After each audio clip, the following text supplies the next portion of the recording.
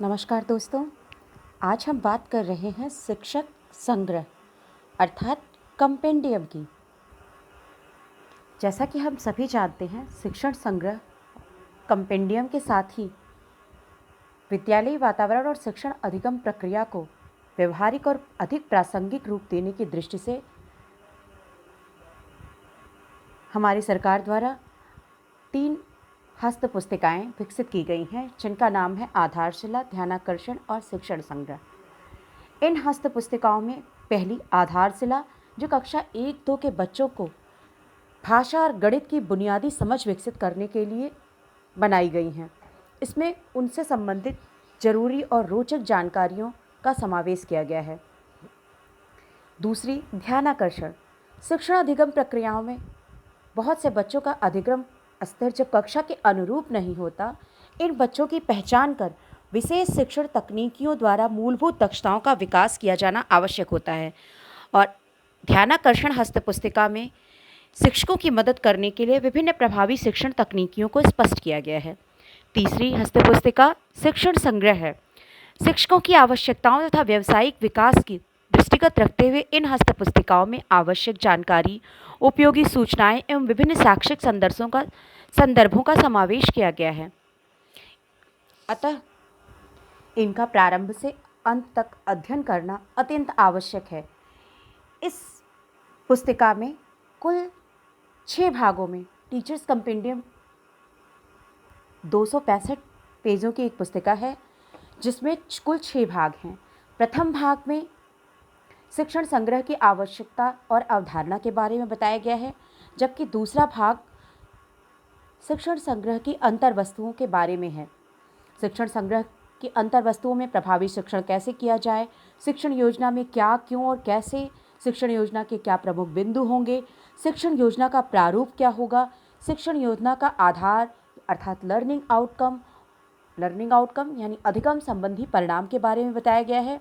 जबकि उसके बाद अधिगम परिणाम तालिकाएं, लर्निंग आउटकम प्राप्त करने के तरीके, शिक्षण योजना, समय सारणी, आईसीटी का प्रयोग, विद्यालय भवन को सीखने के सहायक के रूप में हम कैसे प्रयोग कर सकते हैं, building as a learning aid बाला, विद्यालय भवन और परिवेश सीखने में कैसे सहायक हो सकते हैं, विद्यालय पुस्तकालय, प्रयोगशाला, शिक्षण अधिगम सामग्री, विज्ञान गणित की किट की उपलब्धता, बैठक व्यवस्था, शैक्षिक नवाचार, गतिविधि आधारित शिक्षण, विद्यालय क्रियाकलापों में परिवेशी संसाधनों, सामुदायिक ज्ञान का उपयोग तथा व्यक्तित्व विकास की कार्य योजना से पहले, ये सारी बातें भाग 2 के अंतर्गत दी गई हैं।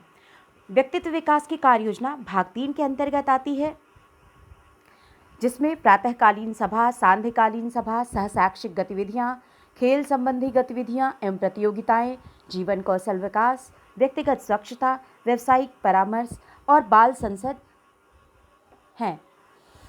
चौथा भाग सीखने के लिए आकलन या असेसमेंट फॉर लर्निंग, आकलन कैसे, बच्चों के सीखने का आकलन कैसे किया जाए, आकलन करते समय बच्चों के किन पक्षों का किया जाना चाहिए, आकलन कैसे किया जाना चाहिए, आकलन से प्राप्त फीडबैक का उपयोग कैसे किया जाना चाहिए, ये सारी बातें भाग 4 में सीखने के आकलन या असेसमेंट फॉर लर्निंग के अंतर्गत बताई गई हैं।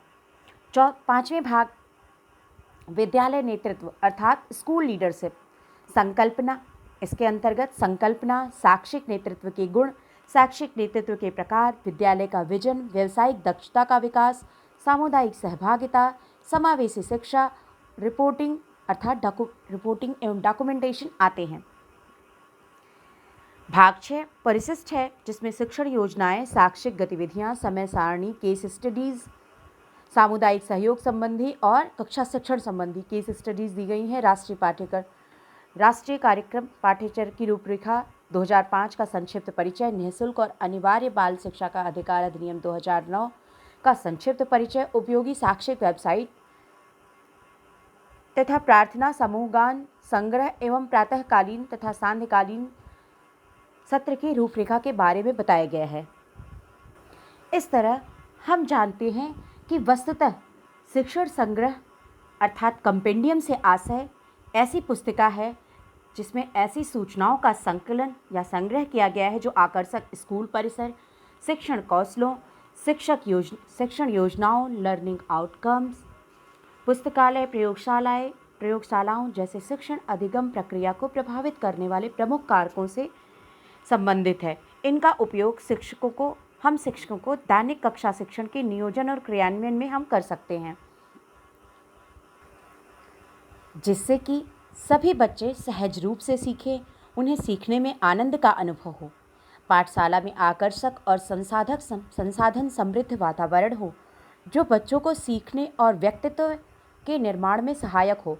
शिक्षकों के पास कक्षा शिक्षण संबंधी ऐसी सभी जानकारी और उपकरण उपलब्ध हों जिनका कि उपयोग दैनिक शिक्षण कार्यों में वह कर सकें। शिक्षक, बच्चों और समुदायों के मध्य आपसी तालमेल हो, यह सभी संभव हो सके, इसी दृष्टिकोण और आवश्यक सूचना और जानकारियों का संकलन शिक्षण संग्रह में किया गया है।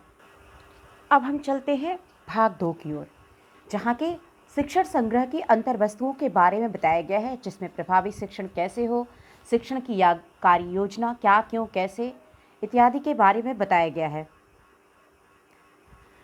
तो प्रभावी शिक्षण कैसे, how to teach effectively, professor N G Jangira की पुस्तक प्रभावी शिक्षक से साभार उद्धृत है। बच्चों की शैक्षिक संप्राप्ति का सीधा संबंध कक्षा शिक्षण की प्रभाविता से होता है। बच्चों के व्यक्तित्व के समुचित विकास में संज्ञानात्मक विकास, जिसमें कि ज्ञान, समझ, सीखने की स्पष्टता, भावनात्मक विकास में भाव, रुचियां, आदतें तथा क्रियात्मक विकास, रचनात्मकता, सृजनात्मक एवं कौशल का होना आवश्यक है, जिसके लिए प्रभावी कड़ी शिक्षण ही है। प्रभावी शिक्षण की संकल्पना सीखने की प्रक्रिया से संबंधित होती है। प्रभावी शिक्षण के लिए अंग्रेजी वर्णमाला के 26 अक्षर A to Z द्वारा प्रस्तुत किया गया है।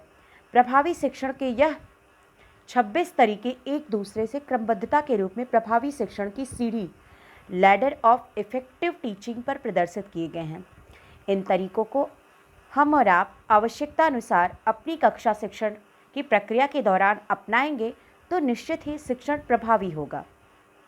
आइए देखते हैं ये क्या है प्रभावी शिक्षण की सीढ़ी, अर्थात लैडर ऑफ इफेक्टिव टीचिंग। बच्चों के सीखने की प्रक्रिया को सहज, सरल और बाल केंद्रित बनाते हुए स्थायी अधिगम अंग्रेजी के 26 अक्षरों को प्रभावी शिक्षण की सीढ़ी की तरह निम्नलिखित प्रयोग किया गया है, जिसमें पहला A फॉर एक्टिव इन्वॉल्वमेंट अर्थात सक्रिय भागीदारी, B बिजी क्लासरूम अर्थात व्यस्त कक्षा, C कोऑपरेटिव लर्निंग अर्थात सहयोगी या सहभागी अधिगम, D डेमोन्स्ट्रेशंस अर्थात कार्य प्रदर्शन,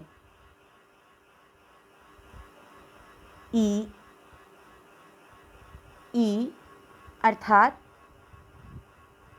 एक्सपेक्टेशन अर्थात अपेक्षाएं, D फीडबैक या प्रतिपुष्टि, G गोल सेटिंग या लक्ष्य निर्धारण, H ह्यूमर हास परिहास, I इंडिविजुअल नीड्स अर्थात व्यक्तिगत आवश्यकताएं, J जर्नल ऑफ लर्निंग अधिगम पत्रिका, K knowledge the learners knowing the learners अधिगमकर्ता को जानिए, L फॉर लिंकिंग लर्निंग अधिगम संबंध स्थापन, M अर्थात मैनेजमेंट ऑफ रिसोर्सेज संसाधनों की व्यवस्था, N निगोशिएशन परस्पर बातचीत, O आउटडोर लर्निंग कक्षा के बाहर अधिगम गतिविधियाँ, P प्रेजिंग एंड इनकरेजिंग प्रशंसा और प्रोत्साहन, Q फॉर क्विज पहेली और प्रश्नोत्तर, R responsibilities for own learning अधिगम का स्वदायित्व, S फॉर सक्सेस एक्सपीरियंस सफलता का अनुभव, team teaching and collaborative efforts दल शिक्षण एवं सहयोगी प्रयास, U अनएक्सपेक्टेड एनकाउंटर्स अनपेक्षित परिस्थितियों का सामना, वैरायटी अर्थात विविधता V से, W फॉर वर्किंग एटमॉस्फेयर, कामकाजी वातावरण। एक्स फॉर एक्सरेइंग फॉर एवेल्युएशन, मूल्यांकन हेतु परीक्षण। वाई यू अर्थात हम और आप शिक्षक। जेड जील, जोश व उमंग से कार्य। ये सभी प्रभावी शिक्षण की सीढ़ी के रूप में प्रयोग किए जाते हैं। आज की वीडियो में बस इतना ही। अब हम इन सभी के बारे में अगले वीडियो में जानेंगे। धन्यवाद। Please like and subscribe my channel. Bye bye.